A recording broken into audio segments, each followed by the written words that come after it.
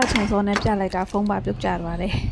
ဒီနေ့မှာတော့ကလေးချောင်းထမင်းကြိုင်အတွက်မရှိမဖြစ်သီးဆောင်လေးကိုလုပ်ပြီးတော့မှရေကစားထဲတိတ်မှဖြစ်ပါတယ်လိုက်ကြည့်ပေးကြပါအောင်ရှင်အရင်ဦးဆုံးပြောင်းဖူးချွေပါမယ်ပြောင်းဖူးကိုတော့အလဲတကြောင်အရင်ချွေလိုက်ပါမယ်ပြီးရင်တော့ကြံတာဒီကိုလက်မလေးနဲ့ဖိလိုက်ရုံပါပဲအဲ့လိုချွေတာအရင်လွယ်ပါတယ်ကြံတဲ့သုံးမျိုးကိုလည်းတေးသေးလေးတွေတုံးထားလိုက်မယ်ဖြတ်ထားလိုက်ပါမယ်ပြုတ်ဖို့အတွက်ရေနွေးတဲပါမယ်ရေနွေးကိုစားလေးနည်းနည်းထည့်ပြီးတော့မှစူလာတဲ့အထိကိုတဲလိုက်မယ်ပြီးရင်ပြောင်းဖူးအရင်ပြုတ်ပါမယ်ပြောင်းဖူးကို9မိနစ်လောက်ပြုတ်ပြီးသွားလို့ရှိရင်တော့ပန်းပွင့်ကိုပြုတ်ပါမယ်ပန်းပွင့်ကို9မိနစ်လောက်ပြုတ်လိုက်ပါမယ်နောက်ဆုံးမှာဥနီနဲ့ပဲတီကိုထည့်ပါမယ်10စက္ကန့်လောက်ပဲပြုတ်လိုက်ရင်တော့ရပါပြီပြီးရင်တော့ဆက်လိုက်ပါမယ်ရေအေးနဲ့ပြန်ဆေးချလိုက်ပါမယ်ရေအေးကိုစိမ့်လိုက်တာလည်းရပါတယ်အသီးလေးတွေကကျွတ်ကျွတ်လေးတွေဖြစ်နေအောင်လုပ်ပါရေလဲလုံးဝစစ်သွားပြီဆိုရင်တော့အိတ်လေးတွေထည့်ပြီးတော့မှရေကတာအခဲခန်းထဲထည့်လိုက်ရင်လိုတဲ့အချိန်ထုတ်သုံးရုံပါပဲအရင်လည်းအဆင်ပြေပါတယ်ကြောင်သမင်းကြိုင်အတွက်တီးဆောင်သမင်းကြော်လေးကြုံမလားဒါမှမဟုတ်ကြက်ဥဟင်းရေပါညာအကုန်ရတယ်ပေါ့နော်ဒီဟာတော့အိမ်မှာမရှိမဖြစ်ပါဒီလိုတစ်ခါလောက်ထိုင်သူ့အတွက်တစ်လလောက်တော့ easy ရပါတယ်နောက်ဗီဒီယိုတွေမှာလည်းနောက်မလုံးနေတဲ့နဲ့တူပြန်လာခဲ့အောင်မလို့ဒီ account လေးကိုလည်း follow ထားဖို့မမေ့ကြနဲ့အောင်နော်